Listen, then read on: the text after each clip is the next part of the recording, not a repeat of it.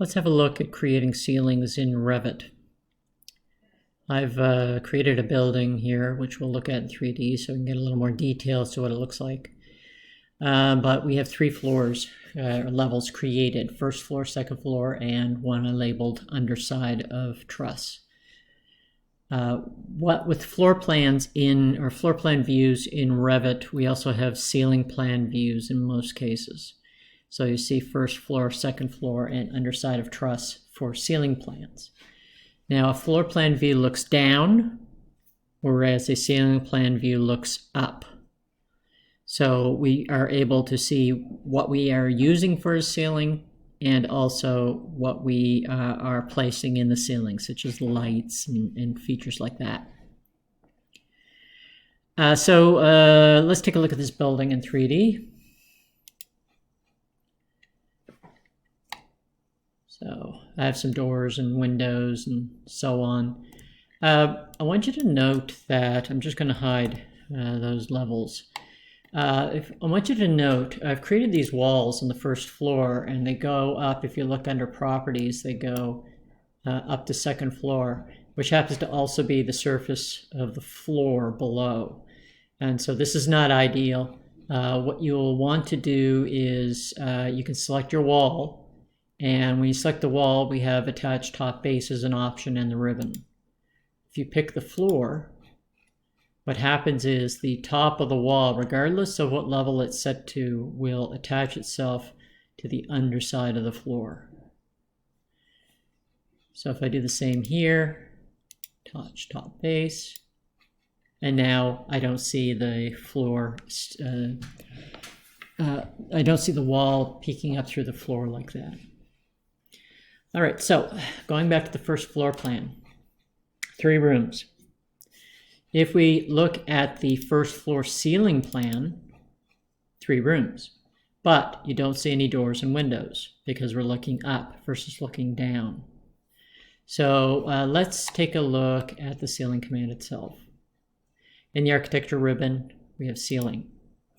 There are 2 methods of creating a ceiling. You could either click within a space and it will sense the boundaries, i.e. walls, and just use that as a boundary for our ceiling. Or we could sketch, so we can use our line work tools to sketch out a shape of a ceiling. So we're going to go through 2 examples of each. In properties, or 1 example of each. In properties, you'll see we have acoustic ceiling tile. There are 4 basic types of ceilings in a model by default. You've got generic, you have 2 foot by 2 foot acoustic ceiling tile, 2 foot by 4 foot acoustic ceiling tile, and gypsum wallboard on metal stud. I'm going to pick the 2 foot by 4 foot. The reason I'm picking that is because when we place this ceiling, you can see it because it has an actual physical grid.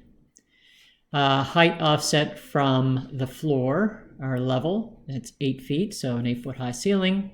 And room bounding means that when I click within a space, it's going to use the bounding walls as the boundary of our ceiling. And as a matter of fact, you can see that as I move my mouse within the space, I have a red highlight around the inside perimeter of that space. So if I click, I've now placed the ceiling. Now, the ceiling is centered on that space. So if you notice the gap here and the gap here, its tile size is the same on both sides, same here and same here. But every other tile is 2 feet by 4 feet. If you needed to rotate the ceiling tiles to a different angle, or needed to shift the ceiling tiles so that for the benefit of having a larger size tile on one side versus a small tile on both sides, you can use your standard rotate or move commands. But what's really nice about those commands is that when you select the ceiling, you only have to select one of the lines of the ceiling in order for it to allow you to rotate the entire ceiling. For example, if I hit the escape key to escape out of the ceiling command, I can go to the modify ribbon, pick one line of the ceiling, and then rotate And then I can just pick a point, pick another point to identify the radius, or sorry, the angle, and it automatically will rotate all the tiles.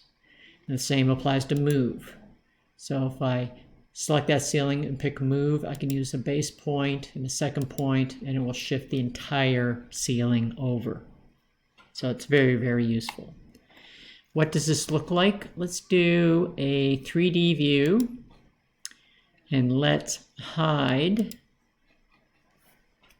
a few walls. EH, whoops, EH. And so you can see the ceiling. If it makes it any easier, we could do a section.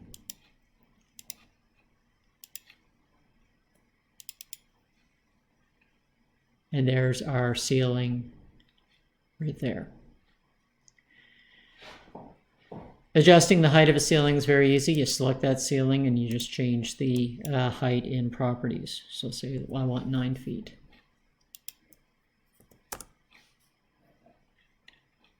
Right, so that changes the height. Okay, so I'm going to use undo to bring that ceiling height down again. So let's take a look at the first floor reflected ceiling plan again. Let me just hide this section line in the view. Let me place the ceiling here. This time I'm going to use the generic, the gypsum wall board on metal stud. Now the thing is, with this particular style of ceiling, there's no pattern to it. So when you go to place it, you don't see it magically appear because there's no pattern to it. You have to have a little bit of faith that it's there, because if you think, okay, it didn't appear, and you click again, you're going to get a message that says this. There are identical instances in the same place. This will result in double counting in the schedules. So basically what you've done is you've added 2 ceilings into the same space. So if you hit escape, I'm going to use the tab key to pick the ceiling, one of the ceilings, and delete them. Delete it. So now that ceiling is gone. Let's look at it in 3D. There you go. So you can see that ceiling right there. I wonder if this will make it easier to see. There we go.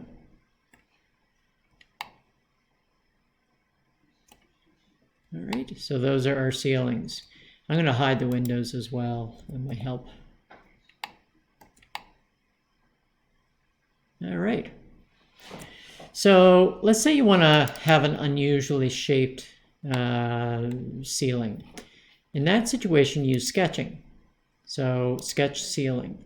I'll give you an example of a ceiling I saw at a restaurant once. I can't remember what restaurant it is, but it looks something like this.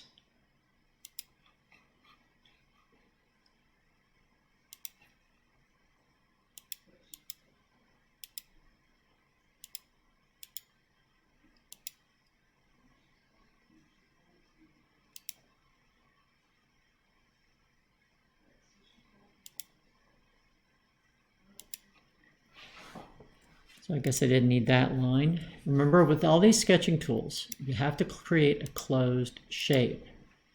So that means no gaps, no overlap.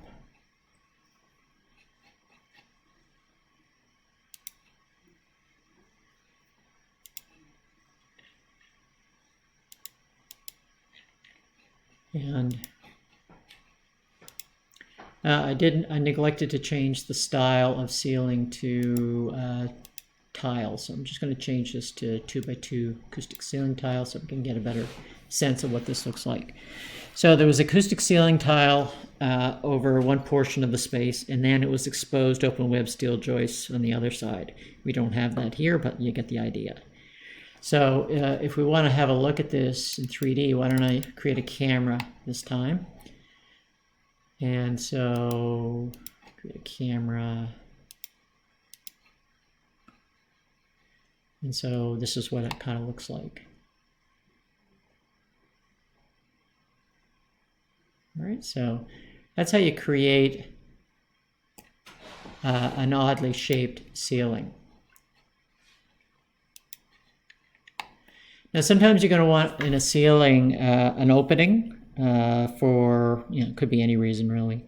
You could either use one of the several shaft commands that we've used in previous examples or assignments, or what you can do is you can edit the ceiling and add where you want the opening to be. So if I were to select the ceiling, like so. So again, holding my mouse over the where the ceiling and the wall would connect to each other, hit the tab key a couple times. Once you've selected your ceiling, you'll see Edit Boundary as an option in the ribbon. And now you can make changes. You could create a closed shape inside of the boundaries of the ceiling that will create an opening of that size and shape. Let me just for the sake of doing it, throw a circular one here. And if I click on the check mark to finish the command, you can see now the ceiling tile is missing from these areas. Again, let me go and create a camera just so we can have a look at it.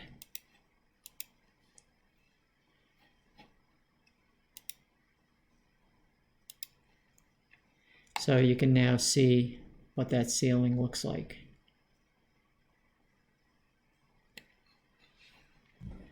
So it's very easy to create ceilings. It's very easy, whether they're standard ceilings or whether they are custom ceilings. We can modify them quite easily, shift things around. Next, what we're going to do is look at applying fixtures to ceilings. So let's go to that first floor plan. I think those openings in the ceiling suck, so I'm going to Edit Boundary and just erase those. So what I want to do is I want to add in some light fixtures. Now, depending on the source of your light fixtures or sprinklers or whatever, some of them are specifically designed to be hosted by ceilings, which means that you don't have to worry what the elevation or the measurement is above the floor. It'll just attach itself to the ceiling itself. Some things are not designed that way. So that means that you can place a sprinkler in your space thinking that it's attached to the ceiling, but when you look at it in 3D, it might be actually on the floor. So in that sort of a situation, you'd have to pick the object and then make sure under properties that it is set to whatever the ceiling height happens to be. We're going to focus right now on lights. So if we go to Component and Load Family, you can see that we have, let's see, I'm going to go to the US Imperial because I'm using feet and inches here. But as you scroll down, you'll see that we have lighting. We have architectural lighting and MEP lighting. Architectural lighting does provide light, but it doesn't really have more in-depth information for analysis, power analysis, and so on. So we're going to go with that. Internal, and here is a ceiling light linear box. You can see all the different ones that we have here. We have down lights, which would be hosted by ceilings or, in this case, cabinets. Floor lamps would be hosted by floors. Pendant lamps would be hosted by by ceilings. And we're going to have sconce lights as well that are hosted by walls. And we also have other types of lights. You know, they vary as to where what they host to. So just be aware of that. So I'm going to pick a Trofer light 2x4, click open. And now I can place that light. It doesn't snap into place though. So you're going to need to move it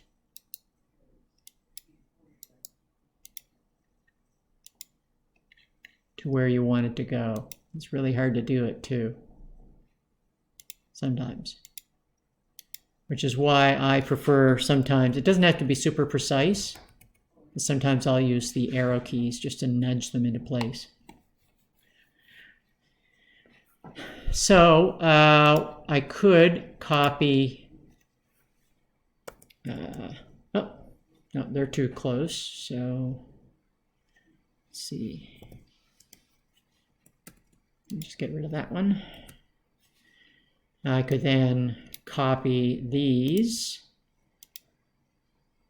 say here to here, like so. And now I have lights. If we look at this in 3D, you can see those lights there. Just hide that door. And I tell you what, I'm going to hide this floor as well so we can really get a good look at that.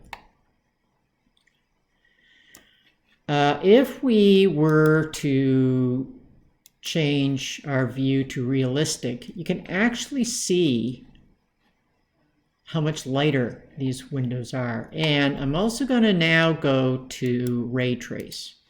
Now, ray trace is real-time rendering. It's not something you want to actually go into very often. But what I want to show you is that it's not working out quite the way I thought it would, but it would show that it actually is a light source. I think you have to do an actual rendering to see the light being generated by these light fixtures. And I'm not going to do that right now. All right, so that's how we add in our lights. You can actually see that the box is above the surface of our upper surface of the ceiling. Some other lights that we have are, if we look at component, load. Let's see what a sconce would look like. Now this is wall. Trying to get that to snap to the right wall, which is can be a little confusing. But there, it's hard, I don't know if you can see that very clearly, but it is attached to the wall. We can move it up, higher. But now we have another light source in this space. So what do you do if you have a space where you want two different ceiling heights? Let's go back to that first floor plan and let's take a look at this ceiling that's in this space right here. So if we look at the section,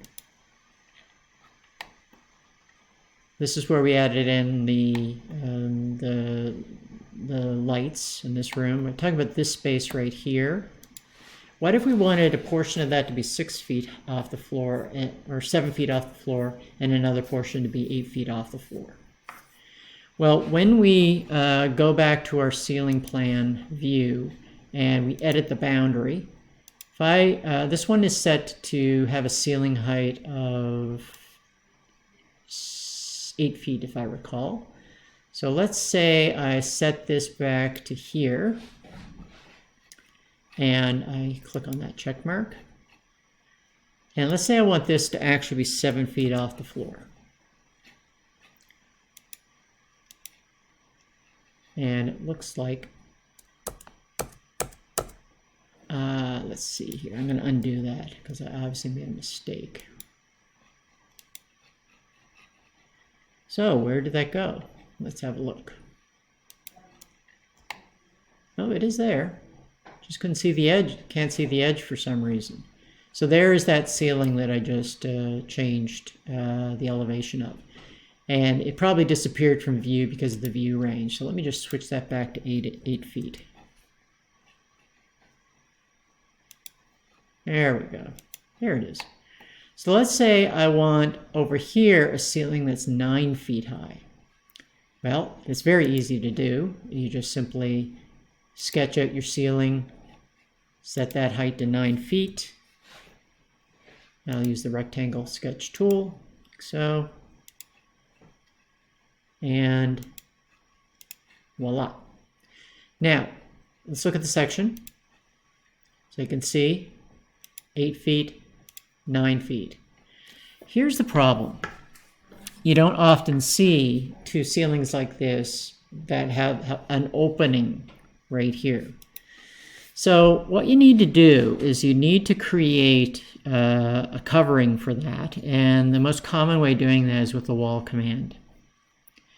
So what we would do is we create a wall that will go from here to here. So from the top of one ceiling to, I think it would be the top of the other ceiling. So if we go to that ceiling command, we could use the wall command, and I'm just going to use a generic 6-inch wall. Let's say that the base offset is going to be, as a matter of fact, I'm not going to worry too much about what that offset's going to be. But let's say it's going to be 8 feet. And I'm going to give it a specific height. So I'm going to say unconnected, and I'm going to give it a height of 2 feet. And the reason I'm being very generic about this is because I'm going to use my section to be specific with where the top and bottom of this wall are going to be.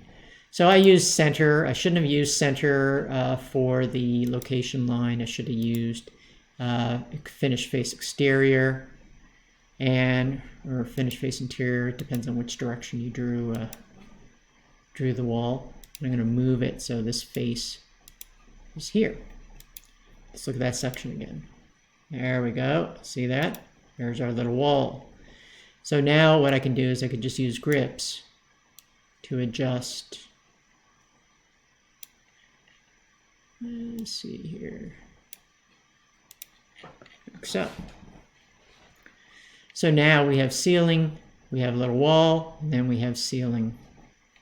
Let me just hide this floor for a second, so you can actually see it more clearly. So I brought back the floor. Now let's take a look at this with a camera.